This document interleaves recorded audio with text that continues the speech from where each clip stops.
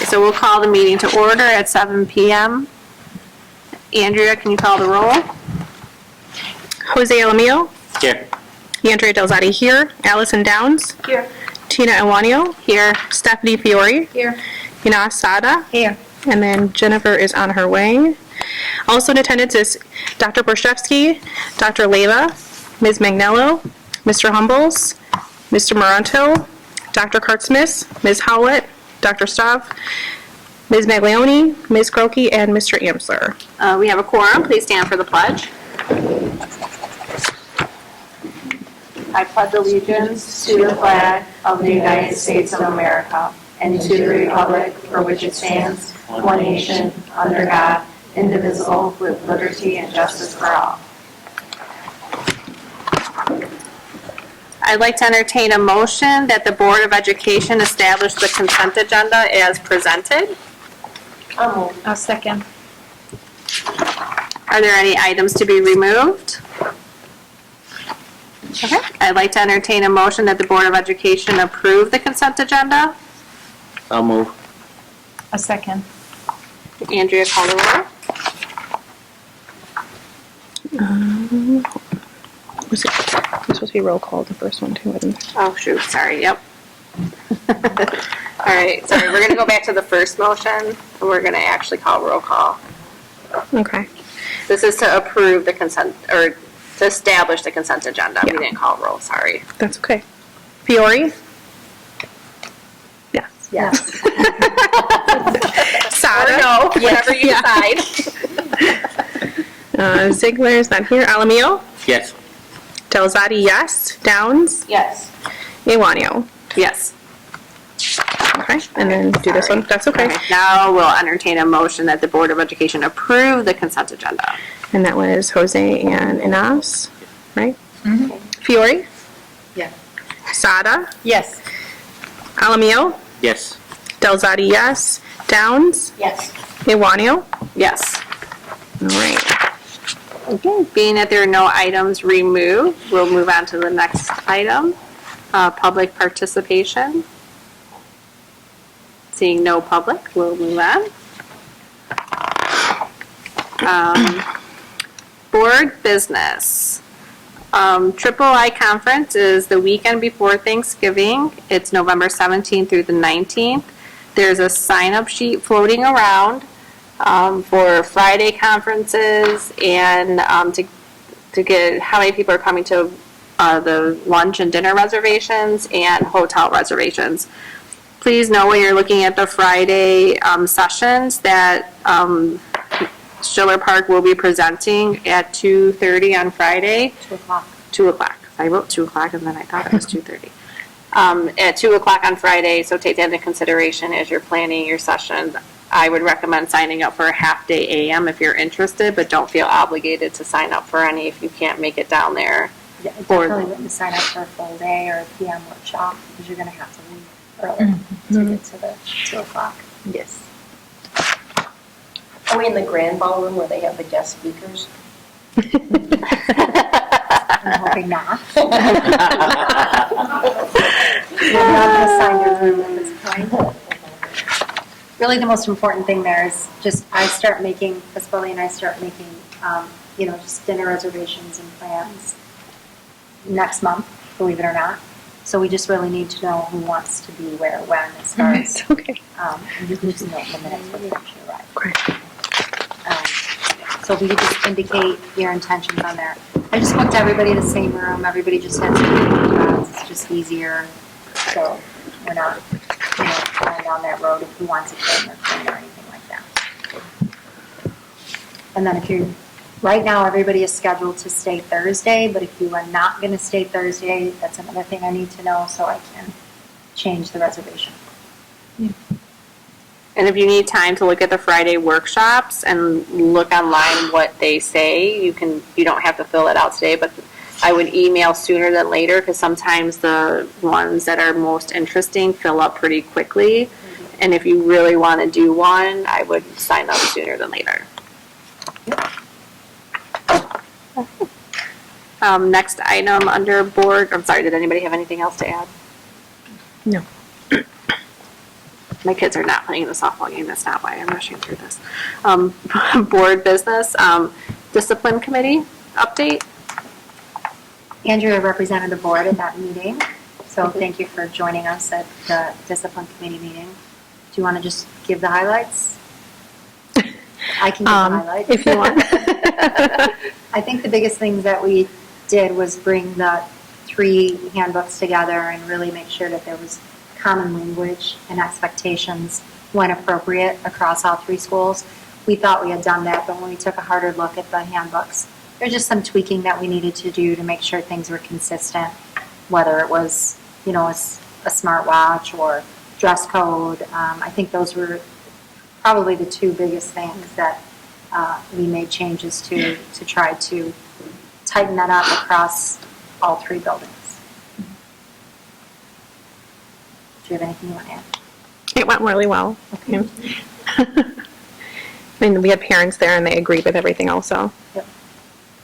Ms. Pretzi said those are the types of committees that she can be on, 1 and 2. Yeah, she told me the same thing. Yeah. She was also very supportive of our dress code Yes. changes, and that was nice having a daughter in middle school because we were a little worried about that.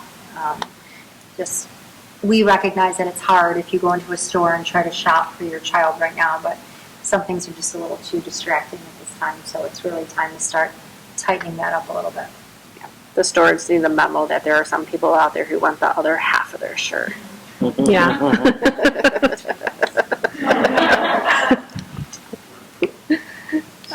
Yeah. In addition, we have is the principal's presentation of the map data and how our students did this year.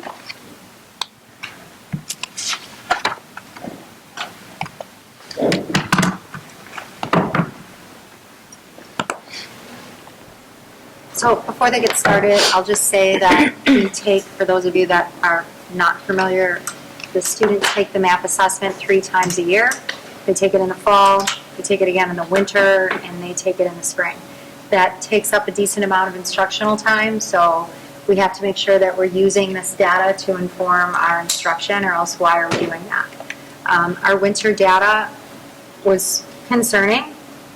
And we did look at the students who didn't meet their growth targets in the winter, and winter MAP testing takes break before we go out for winter break. We had a significant number of kids not meet their growth targets in the winter. I had a conversation with the building administrators about, okay, well, what do we do with this? Because this was a lot. And it was decided that we would retest those students before they left for spring break, because we put interventions in place, we did after-school tutoring at that point, and really tightened up ability grouping during flex time. And we wanted to see if those things, those targeted things we were doing, were going to have an impact on the kids who weren't meeting their targets. So I didn't think it was a good idea to wait till May, because once, you know, they take the spring test in May, we're done, right? Mm-hmm. So let's make sure that these things that we're doing are actually having an impact. So we're going to retest the kids in March. I wasn't very popular at that time, but we did it. I haven't talked to the folks at NWEA about that, and they were clear with me. They said we really don't recommend testing the kids more than 3 times a year, because they don't have norms around that, right? So they have all these national norms for fall, winter, and spring testing, but there are no national norms to say, well, let's just check again, right? But I still wanted to check again, so we did. And then I told Tina yesterday, we had a conversation, and not since 2020 have we actually used the word grade level around here, because the achievement gaps were just so significant coming off of the pandemic and kids learning in their bedrooms and kitchens and living rooms, right? Mm-hmm. And there was impact, and it wasn't great to the student. And we needed to address that, and we're still going to address it. It's not done. We have a lot of work to do. But this was significant work that we did, and we're proud of the progress that the kids made. And really, it's really about kids just meeting their targets. If they're meeting their targets, then we know that we met them where they were, and we moved them as far as we could in the course of the school year. And now, again, finally, we're having conversations about the percentage of students not just meeting their targets, but the percentage of students at the end of the school year at grade level. And that's a significant shift from where we were doing that in 2018, and we stopped doing that after, pandemic, took over the world. So I'm pleased to say that we're talking about that again at certain grade levels, and we will continue to make those improvements. So with that said, I'll let these guys share the data. Perfect. Sorry, I'm turning your back to you to see the slide. We're so proud to share the data with you today. Just a reminder, when we look at these bar graphs, each blue bar represents the observed growth from fall to spring. So from the beginning of the year until the end of the school year.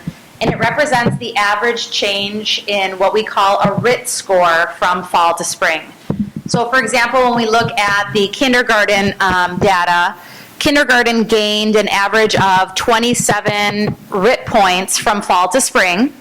But the projected growth would be represented by the orange diamond that you see. So for kindergarten, what we would project or hope that kindergarten would achieve from the course of fall to spring would be about 17 RIT points. As you can see, our blue bar is much higher than the orange diamond, so we know that our kindergarten students made above average growth. And the same can be said for first, second, and third grade. It's important to note that the typical growth varies from grade to grade, so you'll see the bar graphs are changing from grade to grade. So it's important to remember that you can't compare growth from grades just by the relative height that you see in their blue bars. So the growth that we would expect maybe of a kindergartner or of a first grader would be much higher than the typical growth that you would see maybe from a sixth grader. When we compare students at Kennedy School versus other students their age across the country, right, since this is a nationally normed test, we look at those norms, and we also look at the percentage of our students who met or exceeded their spring targets. So as Dr. B just said, we really look at the percentage of our kids who met their own individual spring target for the end of their school year.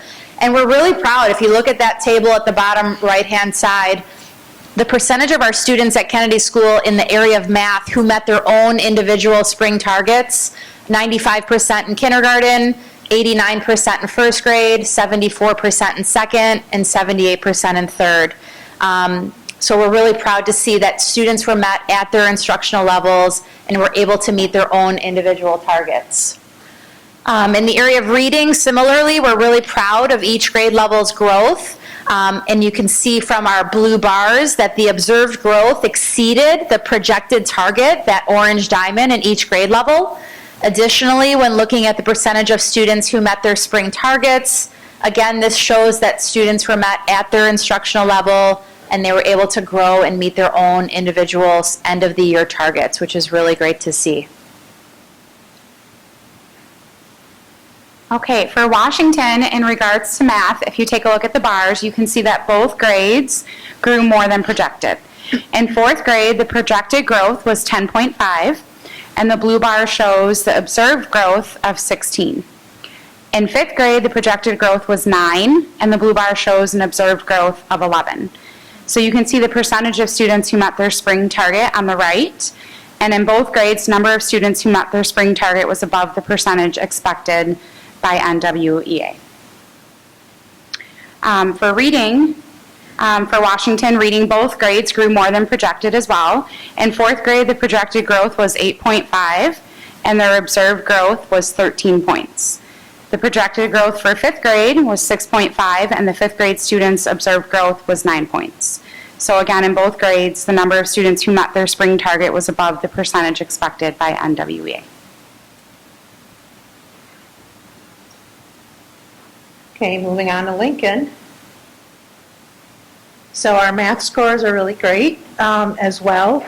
The kids' projected growth was supposed to be 8 in sixth grade, 6 in seventh grade, and 5 in eighth grade.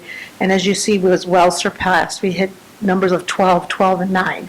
So we're really proud of the work. And the 77% met their target in sixth grade, seventh grade, 89%. And eighth grade, 74%. This is for math. For reading, again, they definitely made their targets. You can see that the diamond is the mean. and we surpassed that as well. So our points for that, they went up at least by 8 points in sixth grade, 8 points in seventh grade, and 7 points in eighth grade. And when you look at projected growth, they're well above what was projected. So the in sixth grade, 68% met their target. Seventh grade, 73%, and eighth grade, 73%. So moving on to this chart, this tells you the projected growth. So the first bar explains what the observed growth, what we actually did per grade. So like Ms. Kartzema said, in kindergarten, they observed 27% points, 27 points up when they only needed to do 17. So if you go all the way to the conditional percentile, that's 99% of growth. Can't get higher. So as you look down, all of them are in the 90s, pretty much. So we're really excited about these numbers because it's really showing that we are picking up the pace. You know, the kids are learning more. They're trying to make up for what COVID did. So if you take a look at this graph, our students' growth in reading from fall to spring is also a big cause for celebration. If you take a look, you'll notice that all grades in SD 81 grew more than expected on their winter map assessment, and all grades grew over the 90th percentile. And really, our final chart is to show you, as Dr. B mentioned, it's really a huge celebration for us, and we're so proud with our teachers' hard work and everyone really working together to individualize instruction for each student and meeting them where they're at. Look at where we're at here for the 22-23 school year. This is the percentage of students across the district who met their spring targets. And NWEA will share and will admit that they hope to see between 50 and 60% of students meeting their spring targets. We know we need to do more than that, right? We want to see more than that. So it's really nice that here, following the pandemic, we're actually comparing and seeing the same types of scores of percentage of kids meeting their targets that we did in the 18-19 school year. We're actually surpassing it. So it's really a cause for celebration. The teachers really worked hard. We're proud of the differentiation that happened. It takes a lot of work. You know, it's easy to teach one size fits all, and many districts do that approach. But we know that every single learner is in a different place, and our teachers really, really worked hard this year, and we're making up, obviously, the difference from the pandemic, and it's really awesome to see that we're having conversations about our students performing at similar levels that they did in the 18-19 school year, if not higher. So really an awesome year to celebrate student scores and student achievement. Yeah, it really is good. Amazing.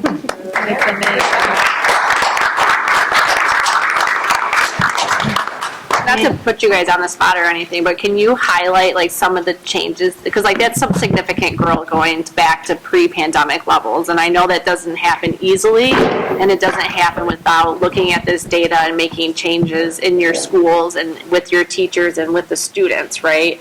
Like after the Deer graduation, I walked around Washington School and it was pretty amazing. I asked Mr. Fitz, right?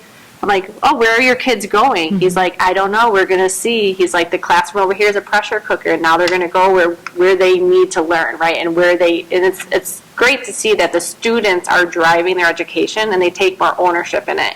And you can see that when you look, especially at 8th grade, right? Like they're checked out at May, right? So it's great to see that you're still seeing that great growth even with your 8th grade students. So can you highlight some things that you guys are doing? You guys had a fantastic article about the work that you're doing in our schools, and I think you guys are so humble and you keep it kind of to yourself. So I'm excited to see that we're getting out there and highlighting our schools. So can you just talk about a few things you're doing different? Yeah, so I think for Washington, what Mr. Fitz said is pretty accurate. Our students kind of went ability grouping this year. So they went students that are more at their level to learn their content, so reading and ELA and math. And that was helpful because the teacher was able to really focus on the kids in that group and what they need. And of course, even with a group that was close to the same ability level, they still needed to differentiate. But it was easier for them, and they could spend more time on a group of students that were more at the same level. I think we hit our 5 points. a lot too. I think by doing the flexible groupings, we have the high kids with the high kids where we can have some more meaningful conversations because we were able to, get them to that level, whereas, and then go the reverse of all the kids that were in the other group, they weren't comfortable, they felt successful. And I think that's huge, at least for the middle school. They have to feel successful, and that motivates them to go do more.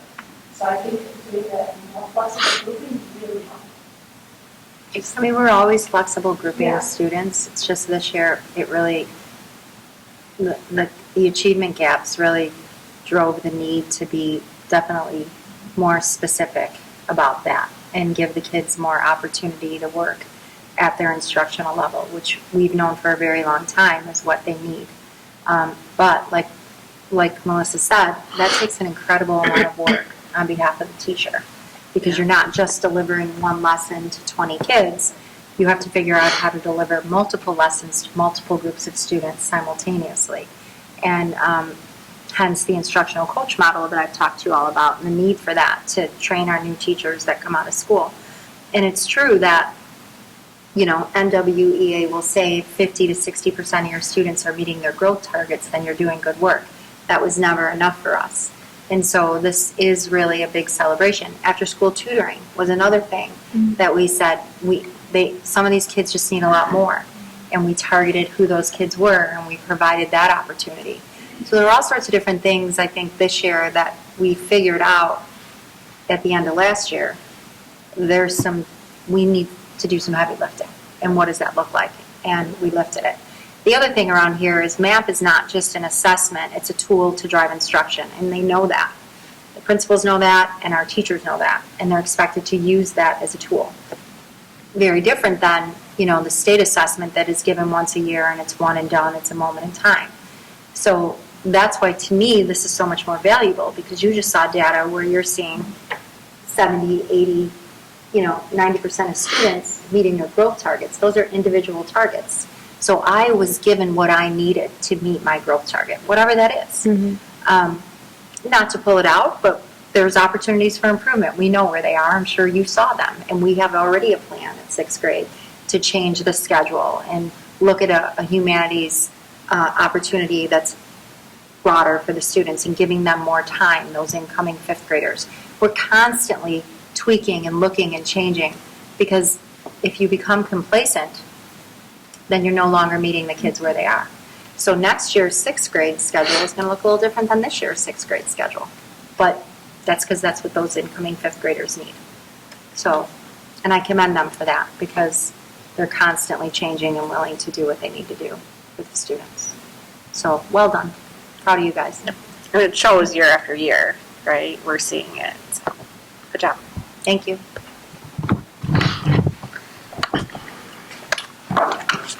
Okay, going back to the meeting, there is no old business, so we'll move on to the next item. I don't see any new business information. Nope. Okay. New business action, approval of resolution 2306, adopting prevailing wage rates to be paid to laborers, mechanics, and other workers performing construction of public works for Schiller Park. Can I have a motion? I'll move. A second. Any questions, comments, or concerns? Andrea, can you call the roll, please? Fiore, Yes. Sada, Yes. Ziegler, Yes. Palomino, Yes. Delzati, yes. Downs, Yes. Iwanio. Yes. I'd like to entertain a motion that the Board of Education approve Resolution 2307, authorizing payment of the June 30, 2023 bills as presented. I'll move. I'll second. Just for those new to the board, and just a reminder for those, this is because we don't have a meeting in July to approve the bills, so we'll get the list to approve the bills, but this allows them to send them out so that people aren't calling asking where their money is. And are there any questions, comments, or concerns? Okay, call the roll, please. Fiore, Yes. Sada, Yes. Ziegler, Yes. Palomino, Yes. Delzati, yes. Downs, Yes. Iwanio. Yes. I'd like to entertain a motion that the Board of Education approve Resolution 2308, authorizing payment of the June 2023 bills as presented. July. I'll move. Did I say June, July? Sorry. That's okay. I'll second. Okay. And this is the same thing, so they can pay those bills in a timely fashion. Are there any questions, comments, or concerns? Okay, Andrea, call the roll. Fiore, Yes. Sada, Yes. Ziegler, Yes. Alamio, Yes. Talzadi, yes. Downs, Yes. Iwanio. Yes. I would like to entertain a motion that the Board of Education approve classified and administrative salary increases as presented. I'll move. I'll second. Are there any questions, comments, or concerns? Call the roll, please. Fiore, Yes. Sada, Yes. Ziegler, Yes. Alamio, Yes. Talzadi, yes. Downs, Yes. Iwanio. Yes. I would like to entertain a motion that the Board of Education approve the school year 23-24 meal prices as presented. I'll move. I'll second. Are there any questions, comments, or concerns? Andrea, please call the roll. Fiore, Yes. Sada, Yes. Ziegler, Yes. Alamio, Yes. Talzadi, yes. Downs, Yes. Iwanio. Yes. Okay. I'd like to entertain a motion that the Board of Education approve press policy issue 112 as presented. I'll move. I'll second. Any questions, comments, or concerns? Nope. Seeing none, can you call the roll, please? Fiore, Yes. Sada, Yes. Ziegler, Yes. Alamio, Yes. Talzadi, yes. Downs, Yes. Iwanio. Yes. Okay. Approval of the Kennedy School, Washington School, and Lincoln School handbooks. Can I have a motion, please? I'll move. Are there any questions, comments, or concerns? Not until they come up. I thank the committee for their hard work on these. Andrea, can you please call the roll? Sure. Fiore, Yes. Sada, Yes. Ziegler, Yes. Alamio, Yes. Talzadi, yes. Downs, Yes. Iwanio. Yes. I'm supposed to say motion passes. We'll get there one of these days. Okay. I'd like to entertain a motion that the Board of Education approve the SD 81 23-24 Board of Education meeting calendar as presented.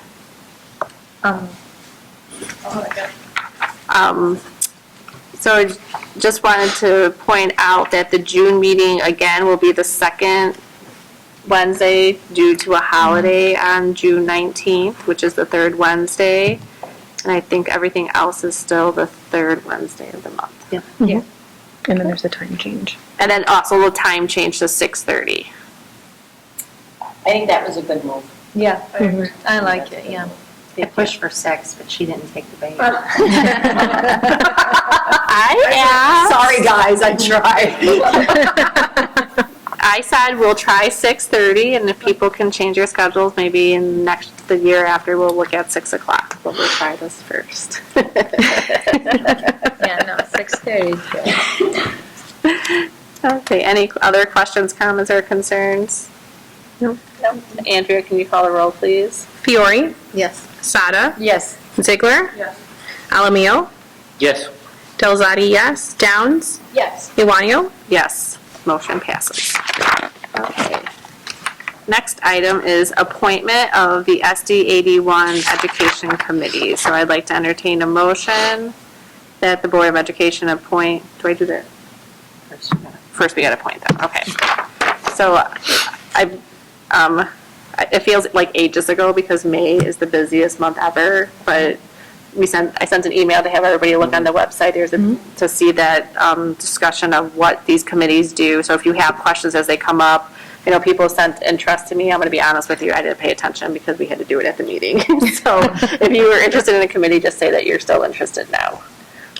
So we'll start with the Finance Committee.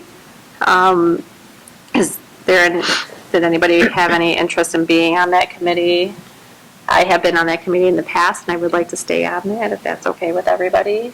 I mean, more recently, what we've been doing is doing those presentations to the full board, because Pasquale has just been bringing them into the boardroom, but if you still want to have a finance committee, we can do it that way as well. It's entirely up to you. Your call. Okay, well, way to put me on the spot here. I don't know. Just more recently, we've been doing it a different way, so I'm just Yeah. bringing to light what the current practice is, you know? And we're not doing any big construction or anything anymore either. Right. Would there be any interest in maybe doing a finance and facilities combined committee, and then having that committee in case a need arises for us to have, to appoint one? Yeah. Okay, That's a great idea. so we'll do that. And so it'll be an as-needed basis, but your levy and budget presentation that you typically used to do to finance, we'll just do to the full board. No, I just think because it's a new board, it's better if everybody hears. Yes, perfect. I love it. Okay, so I'm going to put myself on that one. I'm still interested. Okay, they said okay. Who else? Anybody else? You can put me down for that one. Okay. Come on, it's good stuff, guys. Riveting, actually.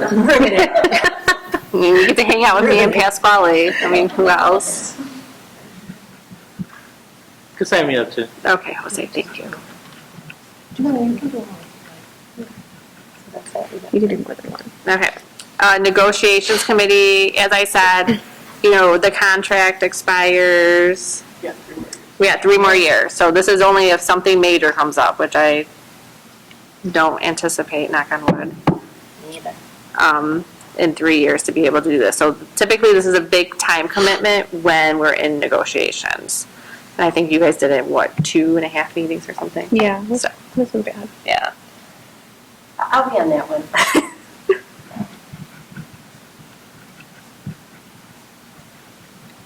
And my name too. Okay.